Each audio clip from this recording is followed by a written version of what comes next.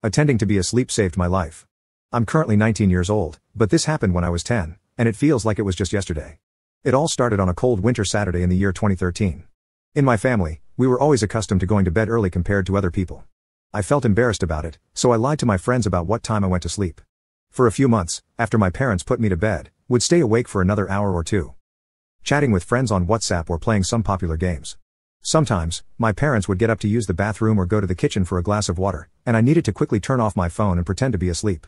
On that night, I was playing a mobile app that I had been addicted to for a while, called Kenneth. I don't know if you're familiar with it.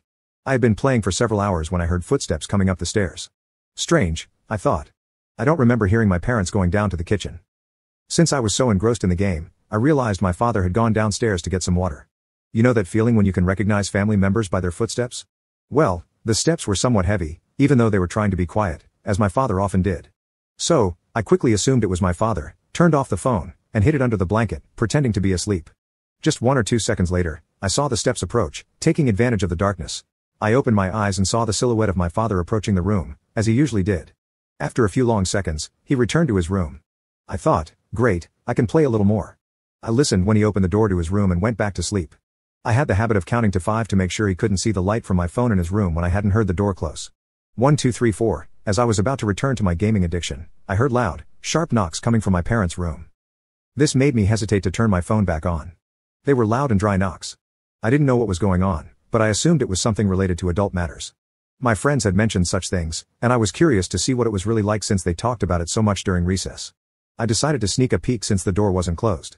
I got out of bed, moving as quietly as possible, and approached my parents' room, crouching and leaning against the door, hoping to catch a glimpse of something to report later. Please, don't judge me. I vividly remember what I saw. I saw the shadow of a large man with what appeared to be a knife, striking what seemed to be 2 soft pillows. I was paralyzed, watching and hearing those dry blows. Instantly, I knew they weren't pillows, they were my parents. I didn't cry or scream, I just took a deep breath. Nothing. I didn't even have the courage to let the air out of my lungs. I was completely frozen. My brain went into some kind of shock, and I snapped back to reality. I heard a voice in my head, something like, "Go back to your room now or you'll die." Without thinking, I obeyed. I returned to my room more cautiously than when I left. I had trouble breathing, and my heart was racing uncontrollably. I stared fixedly at one spot, not thinking about anything. Again, I was frozen. My brain went through another shock when I heard the blows stop. I shivered at that moment, thinking that pretending to be asleep was the best option. So, I lay in bed, making as little noise as possible, and closed my eyes. I felt my heart beating rapidly, something I hadn't experienced since even during physical education classes. I could hear my heartbeat pounding in my head until I heard the footsteps again. At that moment, I felt my ears sharpen to try and determine the stranger's exact position. I realized he was coming toward my room. Even though I was facing away from the door, I didn't open my eyes, but I sensed that he was there, standing in the doorway, looking at me. I wanted to cry and scream, but I couldn't. My most primitive instincts were in control of my body at that moment. After long seconds of agony, I heard the steps going down the stairs. I didn't move, I didn't open my eyes, as I said before, I couldn't. I heard footsteps downstairs, and in less than a minute, I heard them coming back up the stairs, but this time, they were slower.